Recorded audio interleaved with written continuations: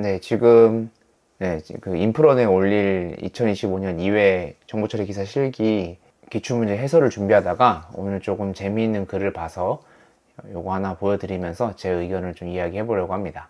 링크드인이라는 사이트가 있습니다. 직장인이 아니라면 잘 모르실 수 있어요.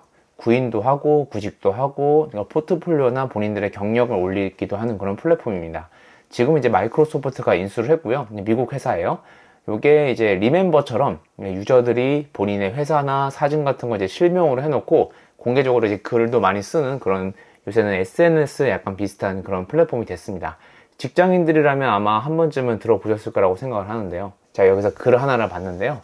요겁니다. 제목이 요거예요.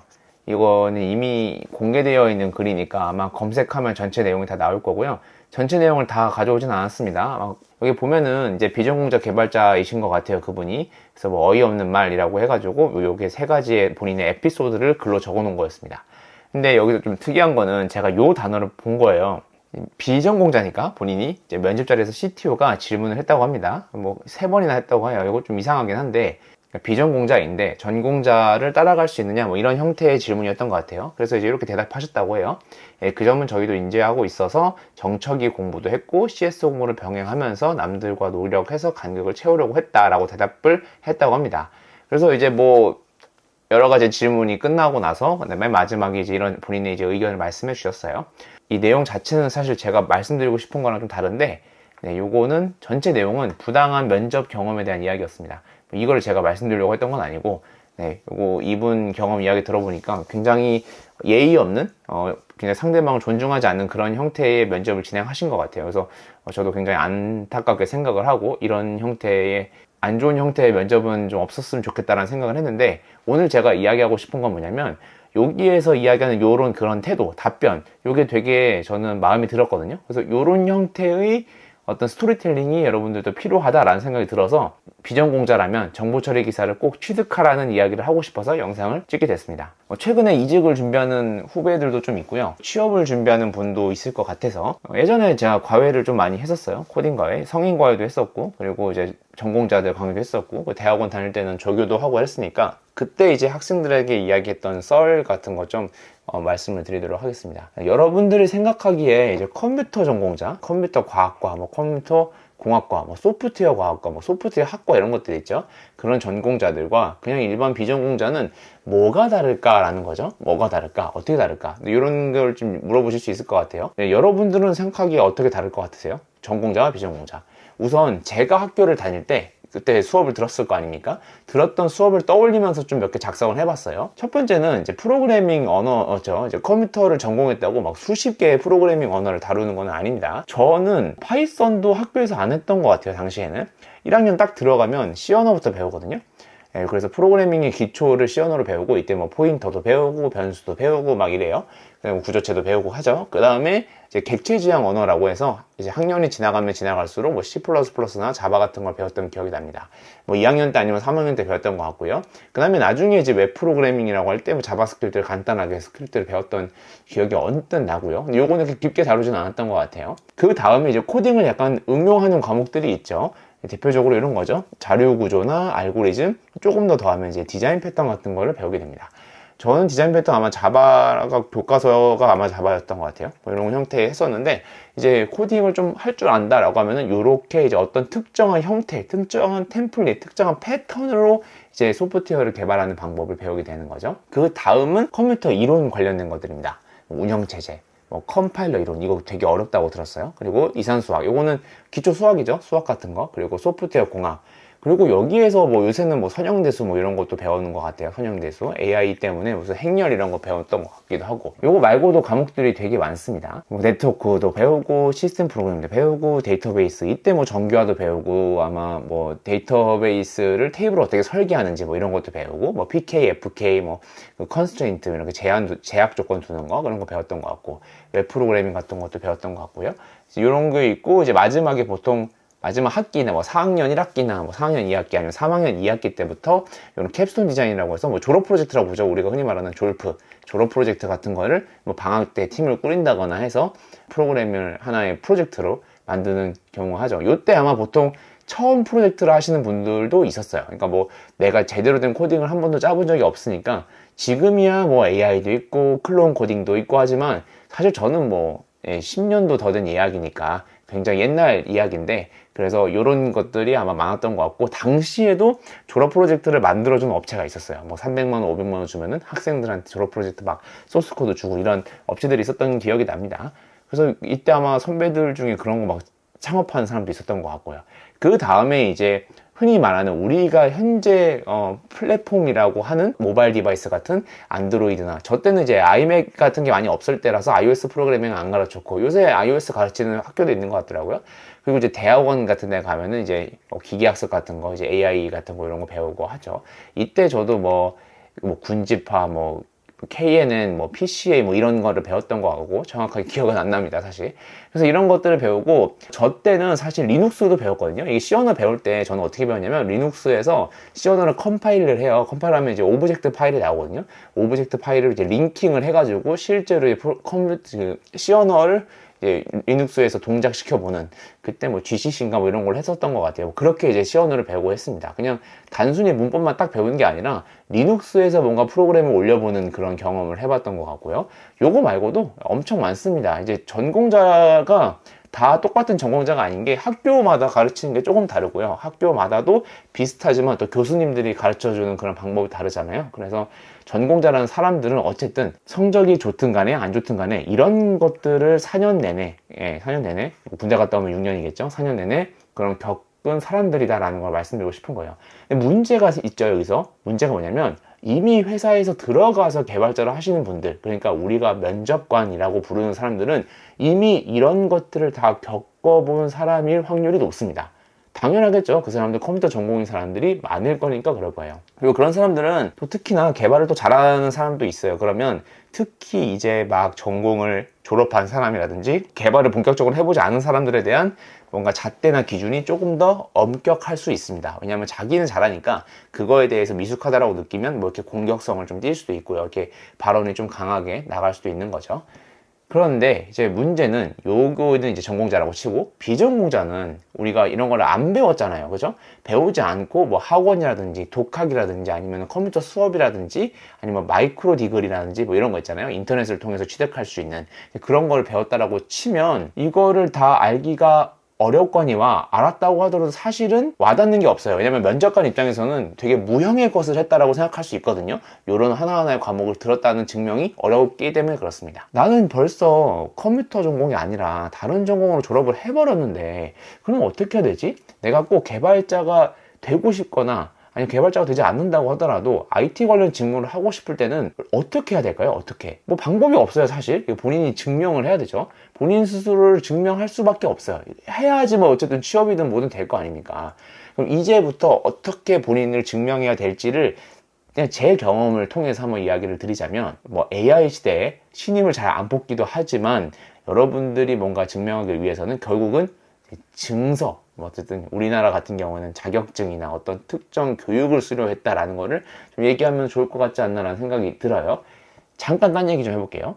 제가 요새 자체 서비스를 만들고 있거든요. 어떤 거를 공부하고 있냐면 이제 레일즈라는 웹 프레임워크를 공부하고 있어요. 레일즈가 뭐 미국의 실리콘밸리 같은 데서도 많이 사용하는 그런 프레임워크고, 우리나라에서는 당근마켓이나 이제 뭐 업비트 있었던 그 두나무인가요? 그런 그 회사도 하고 뭐 여러 가지 회사들이 요로 기반으로, 오늘의 집도 아마 레일즈로 만든 걸로 알고 있습니다. 요거는 특이하게 루비라는 프로그래밍 언어로 만드는 웹 프로그램이에요. 웹 프레임워크인데 제가 요거를 요새 배우고 있어요. 배우다 보면은 이제 이런 개념이 나옵니다. 이제 요거를 이제 웹사이트로 코딩하는 거예요. 웹사이트 웹앱이라고 이제 쓸게요. 귀찮으니까. 웹앱을 이제 코딩을 하다 보면은 모델, 뷰, 컨트롤러라는 개념이 나옵니다. 요게 이제 이렇게 하는 건데, 요거 만든 사람이 DHH라고 되게 유명한 프로그래머예요. 이거 사람 이름입니다. 이거 줄임말이거든요. 이 사람이 이거를 만들 때 MVC 패턴이라는 걸로, 그전에도 MVC 패턴이 있었는데 그거를 이제 루비라는 언어를 본인이 좋아하니까 웹 프레임워크로 만든 거죠. 베이스캠프라는 회사를 창업할 때 이제 본인이 쓰려고 만든 게 지금까지 한 10년, 20년인가요? 이게 2000년도 초반에 나온 거니까 지금까지 이제 사용되고 있는 유명한 웹 프레임워크입니다. 요렇게 이제 배워야지만 하나의 웹사이트를 만들 수 있는데요. M은 이제 보통 우리가 말하는 데이터베이스에 들어가는 그런 데이터 형태를 대표적으로 작성하는 그런 거라고 생각하시면 되고, 제가 구체적인 거 지금 공부하는 거 아니니까. 뷰는 우리가 이야기하는 그냥 프론트엔드 영역이라고 생각하시면 돼요. 그리고 컨트롤러는 모델과 뷰, 그러니까 데이터베이스와 뷰 보여지는 영역을 이제 이렇게 연결해주는 그런 형태다라고 생각하시면 됩니다. 이게 비즈니스 로직을 이렇게 적은 거고요. D는 데이터베이스죠. 그래서 이렇게 세 개를 알아야 되는데, 그러면 이렇게 세 개만 알면은 웹사이트를 하나 뚝딱 만들 수 있느냐? 이게 질문인 거예요. 지금 계속 딴소리 하고 있는데 결국은 이게 기승전 정보처리 기사를 따자로 연결됩니다. 저거 세 개만 알면 되느냐? 그렇지 않다는 거예요. 현실적으로는 이제 이렇게 됩니다. 현실은 굉장히 어렵죠. 웹사이트를 하나 구현한다는 거는 미친 듯이 어려운 일이에요. 왜냐하면 이제 신경 써야 될 게 너무 많다는 건데, 여기에 심지어 들어가 있지 않은 것도 있죠. 뭐 결제 같은 관련된 것도 있을 거고, 보면은 이제 캐시라든지 정적 파일, API 엔드 포인트를 어떻게 설계할 것이냐, 이건 이제 아마 프론트엔드랑 연결을 할 때 이제 문제가 될 거고, 어드민 페이지, 그러니까 우리가 개발자가 아니라고 하더라도 여기서 일하시는 분들 있잖아요. 뭐 경영 지원이시라든지 아니면 우리가 흔히 말하는 뭐라고 해야 되죠? 기획자든 뭐 운영하시는 분들이든 뭐 현업이라고 부르든, 어쨌든 그런 실제 사업의 영역에 있으신 분들은 우리가 개발이 아니고 경영 지원을 해주셔야 되잖아요. 그분들을 위해서 우리가 관리자 페이지 만들어야 되죠. 거기 플러스 보안 당연히 중요하죠. 요새 보안 난리도 아니잖아요. 그리고 스케줄이라고 해서 우리가 일괄 프로그램, 뭐 배치를 돌린다거나 스케줄링 한다거나, 뭐 이제 크론 잡이라고 해서 크론 툴, 우리가 스케줄링을 해서 하루에 1시간마다 뭔가 실행이 돼야 된다거나, 아니면 휴일 전에 뭔가 동작을 해야 된다거나, 그런 것도 외워야 되고 공부를 해야 될 거고, 요거는 이제 배포죠. 배포하는 방법도 여러 가지가 있죠. MSA라고 해서 여러 가지 노드가 있으면 그걸 또 뭐 쿠버네티스로 어떻게 연결하고 막 이런 것들이 있잖아요. 여기에서 이제 나오는 게 뭐 도커 어떻게 설정하고 뭐 이런 것들이 나오잖아요. 클라우드면 클라우드 어떻게 설정할 건지, 그렇죠? 뭐 그러고 이제 트랜잭션이라는 거는 결제가 됐는데 뭔가 서비스가 안 돌아가, 그러면 안 되겠죠. 전부가 취소가 되거나 전부가 돼야 된다거나, 이런 트랜잭션 설계도 해야 될 거고, 디렉토리, 여러분 파일 구성도 잘해야 됩니다. 파일 구성도 잘해야지 여러분들이 MVC를 잘 동작할 수 있을 거고, 그리고 스케일링, 당연히 유저들이 많아지면 많은 유저들을 한 번에 다룰 수 있어야겠죠. 그리고 여기 버전 관리도 안 적어놨네. 깃 같은 것도 할 줄 알아야 되고, 깃플로우라든지 뭐 깃랩으로 서버를 띄운다든지, 이거까지만 해도 웹사이트 만들기 빡센데, 이렇게 해서 여기까지 모바일까지 해버리면 안드로이드라든지 iOS, 우리가 말하는 네이티브죠. 이거 뭐 웹뷰를 통해서 하이브리드를 만들든 아니면 네이티브로 짜든 간에 여기서 모바일 하면 또 모바일 팀이 나오겠죠. 이 말씀드렸던 모든 것들이 하나의 제품을 만들기 위해서 다 존재하는 것들이거든요. 근데 이제 우리가 가야 되는 회사는요, 이런 거를 기반으로 창업한 사람이 어느 정도 서비스를 정상화시킨, 아니면 우리가 대기업에 들어간다고 하더라도 누군가는 이거에 대한 서비스를 만들었을 거란 말이에요. 이 세상은요, 여러분들 취업을 하게 되면은 이런 것들을 모으는 것들이 다 하나하나 부서가 됐겠죠. 하나하나 부서 팀들이 다 있을 거예요. 이런 팀마다 부서가 들어갈 거고, 이 중에서 여러분들이 개발자로 들어가거나 IT 기획자로 들어가거나 하겠죠. PM으로 들어갈 수도 있겠고요. 여기서 플러스 여러분들이 기능 개발하면서 돈까지 벌어야 됩니다. 이게 우리가 이야기하는 회사라는 거예요. 메인 비즈니스 로직이 있겠죠. 그러니까 비즈니스 모델이라고 부르는 어떻게 돈을 버는지가 중심적으로 있을 거고, 이거를 위해서 이런 여러 가지 기술들을 다 창업할 때는 신경을 써야 될 거고, 여러분들이 스타트업에 들어간다고 하면은 이런 것들을 이제 확장해 나가는 과정에서 이제 개발자가 되는 거죠. 그래서 이걸 좀 더 진지하게 얘기하자면, 회사에 들어간다는 것은 이런 모든 것들을 다 신경 쓸 수 있는 사람이나, 아니면 전문적으로 특정 영역의 개발을 정말 잘하는 거예요. 그래서 DBA 경력 20년이다. 뭐 이러면 달라지죠, 얘기가. 그렇죠? 그런 것처럼 이제 우리가 어떤 특정 도메인의 정말로 고수가 아니고서는 이런 모든 영역에서 탁월할 수 있는 사람을 뽑는 거예요. 그러니까 아까 얘기했던 그 비전공자든 전공자든 이런 회사에 어울릴 수 있게끔 본인이 어필만 하면은 사실 취업이 될 수 있겠죠. 그죠? 다시 이야기에 돌아오자면 이런 겁니다. 우리가 비전공자분들은요, 보통 부트캠프나 국비 지원으로 많이 가죠. 국비 지원에 가면은 극단적으로 이렇게 두 가지를 나눠 보는 거예요. 한 명은요, 학원에 가서 정말 열심히 했습니다. 이거 반년 뭐 1년이라고 할게요. 그냥 반년 플러스 곱하기 2 해가지고 한 사람은 6개월 동안 정말 열심히 코딩을 했다고 칩시다. API도 잘 알고요. 프로젝트도 있어요. 프로젝트도 GitHub도 끝내주게 이제 만든 거예요. 그리고 뭐 스탠다드 라이브러리도 잘 써요. 그리고 프로젝트도 썼고, 그리고 자기 포트폴리오도 있어요. 포트폴리오도 있다고 칩시다. 이런 것들이 잘 되어 있어요. 최근에 정말 개발을 많이 한 거죠. 다른 한 사람은 프로젝트라고는 뭐 졸업작품 하나 있다고 칩시다. 졸업작품 하나 있고요. 그리고 이미 회사를 다니고 있는 선배들을 알고 있어요. 네이버라든지 뭐 크래프톤이라든지 카카오라든지 알고 있는 선배들이 있다라고 치고, 그리고 지금 졸업반이기는 한데 약간 뭐 동아리 경험도 할 겸 해서 뭐 동아리 들어가서 뭔가 프로젝트를 진행할 수 있는 환경이기도 하고, 동시에 이제 본인이 꼭 코딩이 아니더라도 이제 IT 관련된, 전공 관련된, 뭐 창업 관련된 동아리 경험이 있다라고 칠게요. 그리고 나머지 내가 너무 어려운 것들이 있으면 뭐 교수님의 면담을 통해서 뭔가 풀어나간다거나, 아니면 뭐 아는 회사를 지원받는다거나 소개받는다거나 이럴 수 있는 사람이라고 한번 쳐보자는 거예요. 요게 A라는 사람이고 요게 B라는 사람이면은 둘 중에 어느 사람이 뽑힐까요? 솔직히 전 모르겠어요. 이건 정답이 있는 건 아닙니다. 이거는 사람마다 다르고 환경마다 다르니까요. 좋아요. 그렇다고 뭐 모든 사람이 다 다르니까 끝이냐? 이건 아닙니다. 여기서부터 시작하는 거예요. 앞에 앉아있는 여러분의 면접관은 사람이죠. 사람. 그 사람을 설득해야 됩니다. 그 사람이 뭐 예의 있고 없고는 이제 다른 문제예요. 당연히 우리가 정상적인 회사를 들어간다고 가정할 때 여러분들 입장에서는 옆에 앉아있는 사람보다는 여러분이 좀 더 탁월하다라는 것을 면접관한테 알려야 됩니다. 그 직군에 맞는, 그 TO 비어있는 맞는 곳에 내가 들어갈 수 있는 적임자라는 거를 밀어 넣어야 돼요. 그게 신입이든 이직이든 뭐든 간에 여러분이 경력자라고 하더라도 마찬가지입니다. 어느 회사를 가든 내가 그 직군에 맞는 사람이라는 거를, 우리가 그 뭐 컬처 핏이라고 하잖아요. 그 회사에서 뭔가 문화에 맞는 사람이다라는 거를 어떻게든 스토리텔링을 해야 되는 거죠.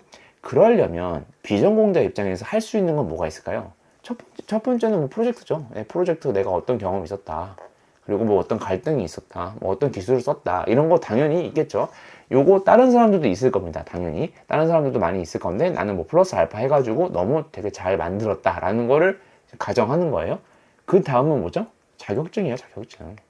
자격증에 스토리텔링 해야 되는 거예요. 아까 처음에 보여드렸던 것처럼 내가 비전공자 맞아. 그런데 컴퓨터에 관심 많았고 개발자로 일하고 싶었어. 그래서 내가 자격증으로 여러 가지 따왔어. 그 중에서는 정보처리 기사가 내가 보기에는 CS나 코딩에 제일 괜찮은 것 같아서 땄어. 플러스 뭐 SQLD, SQL 땄어. 이런 식으로 이야기를 하고 거기에다가 본인의 스토리를 입히는 거죠. 이런 거 방법밖에 없다는 거예요. 만약에 여러분들이 개발자가 되고 싶다면 앞에처럼 해야 되고요. 개발자가 되고 싶은 게 아니라면 어떻게 되냐? 이거는 근데 좀 웃긴 거죠? 왜냐? 그 회사는 IT 관련 사업 아예 안 합니까? 하죠. IT 관련 사업을 다 하는 회사예요, 요새. 네이버도 그렇고, 어디도 그렇고, 어디든 간에 IT 관련 하는 업무가 있을 거란 말이에요. 그러면 여기에서는 여러분들이 어필을 할 때는 뭘 어필할 거냐라는 거예요. 컴퓨터 활용 1급으로 제가 커말 같은 거 쳐서 컴퓨터 잘 다룹니다. 이런 거를 어필하는 것보다 내가 어느 정도 프로그래밍 할 줄 알고, 그리고 코딩도 할 줄 알고, 컴퓨터를 어느 정도 근본적으로 알고 있습니다라는 걸 어필하는 게 조금 더 낫지 않나라는 생각을 합니다. 뭐 저 개인적인 생각이에요. 정보기술 분야 자격증이 여러 개가 있습니다. 뭐 이제 국가공인도 있을 거고, 기사도 있고, 이거는 뭐 엄청 어렵죠. 이거는 어렵고, 이거는 이제 기술사 영역이니까 여러 가지가 있는데, 그 중에서 이제 산업기사 따시는 분도 있겠지만, 제가 생각했을 때 이 중에서는 정보처리 기사 말고는 크게 본인을 어필할 수 있는 게 없다라고 생각을 해요. 근데 물론 이것도 이제 10명이 있으면은 10명 중에 뭐 한 5, 6명은 있을 거예요. 그죠? 그래도 그러면은 경쟁력이 없는 거 아니냐? 여러분이 여기 안에는 들어가야 한다는 거예요. 그죠? 내가 없으면은 이거 그냥 0이에요, 0. 있으면은 1로라도 갈 수는 있다라는 거죠. 그래서 제가 생각했을 땐 기능사, 뭐 산업기사 이런 것보다는 바로 처음부터 그냥 끝판왕 가시고, 이건 어렵습니다. 네. 끝판왕 가시고, 그 다음에 이제 프로젝트도 하고, 포트폴리오도 만들고, 여러 가지 그런 주변의 사람들이 뭐 인맥 관리도 하고, 네트워크도 하고, 본인 어필도 하고 하는 거죠. 물론, 이렇다고 해서 취업이 쉬운 건 아닙니다. 제가 전공자라고 취업이 쉽다고 하진 않았어요. 요새 신입 개발자들 안 뽑는다는 거 유명한 일입니다. 유명한 얘기예요. 제 주변에 금융권 출신이나 아니면 실제로 뭐 빅테크라고 해서 뭐 네이버나 출신 이런 사람도 있고, 최근에 제 주변 동기 중에서는 야놀자의 개발자 있다가 놀유니버스로 바뀌었더라고요. 거기 있다가 이제 다른 핀테크로 옮겼는데 그분도 이제 인프라라든지 백엔드 하시던 분이었거든요. 뭐 그런 분도 이직할 때가 됐으니까 뭔가 좀 더 이제 이직을 해야 되니까 그런 어필이나 이런 걸 하려면 저런 스토리텔링을 결국은 연습하더라고요. 그래서 최근에 이제 이직을 성공하시긴 했는데, 어쨌든 간에 전공자라고 해서 취업이 쉬운 건 아니다라는 겁니다. 그래서 요새 뭐 신입 채용이 줄었다고 하는데, 뭐 제가 볼 때 이거 챗GPT 때문은 아닌 것 같고, 예전에 이제 코로나 때 이제 개발자들이 워낙 많이 뽑혔으니까 지금 뭐 투자라든지 이런 것들도 축소되고, 그리고 IT 관련 기반에 뭔가 돈을 많이 벌 수 있는 그런 게 또 좀 없다 보니까 신입 채용이 줄지 않나라는 그런 생각을 또 하고 있고요. 물론 AI 성장이나 발달이 뭐 영향을 안 주는 건 아닙니다. 지금 한 사람이 할 수 있는 여러 가지 캐파가 엄청 커졌기 때문에 여러분들의 그런 업무 능력이나 이런 형상성이 신입을 뭐 줄일 수는 있겠죠. 그런 신입을 뽑아야 되는 그런 필요성이 많이 줄어들고 있는 건 사실인 것 같아요. 그럼에도 불구하고 여러분들이 이미 뭐 컴퓨터를 전공을 했다거나 아니면 내가 IT 쪽에서 일을 하고 싶다라고 하면은 적어도 IT를 하나 배울 만한 자격증은 있어야 한다고 생각합니다. 왜냐하면 이제 IT를 알면은, 이건 어려운 이야기지만 결국 자기의 길을 개척할 수는 있더라고요. 제 주변에 비전공자분들 중에 성공한 분들 많거든요. 창업으로 성공한 분들도 있고, 그런 분들 지금 이제 인터뷰도 따고 있어요. 팟캐스트 형태로 인터뷰를 준비를 하고 있는데, 한 분은 녹화를 했는데 아직 제가 뭐 여러 가지 때문에 못 하고 있고 편집을, 다른 한 분도 지금 최근에 이제 스케줄을 잡고 있고요. 어쨌든 IT를 알면은 여러분들이 비전공자든 아니든 간에 여러분들이 살아남을 길을 개척할 수도 있습니다. 저는 이거는 확신해요. 왜냐면 주변에 성공하신 분들이 너무 많거든요. 물론 이게 엄청나게 어렵습니다. 여러분들이 끈질긴 그런 어떤 인내력도 있어야 되고요. 그리고 뭐 되게 빛나는 아이디어도 있어야 되고, 그리고 다른 사람들이 뭐가 필요할지 생각하는 그런 어떤 창의력도 필요한데, 어쨌든 이런 여러 가지 성공 사례들을 보면은, 우리나라 사례는 많이 없죠. 근데 우리나라의 사례도 많아요. 근데 여기 이런 데는 글 쓸 때는 보통 해외 사례를 쓰니까, 그래서 IT를 알면은 적어도 내가 먹고 살 길은 있지 않을까라고 생각하는 사람입니다, 저는. 네. 그래서 개인적인 경험으로는 이 험한 세상을 홀로 살기에는 나만의 기술은 하나 있어야겠다라는 생각이 듭니다. 근데 나만의 기술이 뭐예요? AI 좀 잘 다루는 거? 뭐 쇼츠 좀 잘 만드는 거? 쇼츠 잘 만드는 거? 그럼 뭐 마케팅 좀 잘하는 거? 뭐 엑셀, 파이썬? 뭐 다 좋은데, 나만의 기술은 결국은 어떤 형태의 업무가 오더라도 그거를 컴퓨터를 활용하는 능력이라고 생각하거든요. 그게 이제 저는 어쨌든 코딩을 가르치는 사람이니까 간단한 코딩을 알면 좋겠다라고 이제 결론을 내릴 수밖에 없는데, 그게 스크립트 언어든 여러분들이 뭐 정말로 로우 레벨 언어, 뭐 C 언어든 뭐 러스트든 뭐 그런 언어를 하든 간에 간단한 코딩을 해서 여러분들의 문제를 풀어나가는 거는 알아서 나쁠 게 없죠. 근데 이거를 자격증화 시킨 것들 중에 뭐 감히 말씀드리자면, 프로그래밍 언어를 다루는 것 중에서는 정석이 밖에는 거의 답이 없는 것 같다라는 생각이 듭니다. 여기서 이제 저는 SQLD도 추천을 드리긴 하거든요. SQLD 뭐 저도 있지만 나중에 SQLP도 뭐 있어야 될 것 같다는 생각도 좀 들고요. 근데 이건 너무 좀 과하고, 어쨌든 정석이나 SQLD는 없어서 나쁠 게 없다고 생각을 해요. 특히 SQL, 이건 이제 오라클을 하고 마이크로소프트 SQL 서버, 네, SQL 서버라는 그 프로그램을 돌리니까 이런 거 알고 있으면 좋을 것 같고, 뭐 빅분기는 제가 알기로 파이썬을 쓰는 걸로 알고 있어요. 그래서 이런 거를 배워 놓으면은 크게 문제는 없을 것 같고, 그 다음부터는 이제 개인의 스토리텔링 아니면 개인의 어떤 노력 여하에 따른 프로젝트의 어떤 그런 포트폴리오를 녹여내야 되지 않나라는 그런 생각을 하게 됐습니다. 그래서 오늘 뭐 아까 그 글을 보고 나서 이런 영상을 찍고 싶었고요. 여러분들이 제 강의를 듣지 않더라도 어쨌든 그런 자격증 하나씩은 꼭 있으면 좋겠다라는 말씀을 드리고 싶습니다.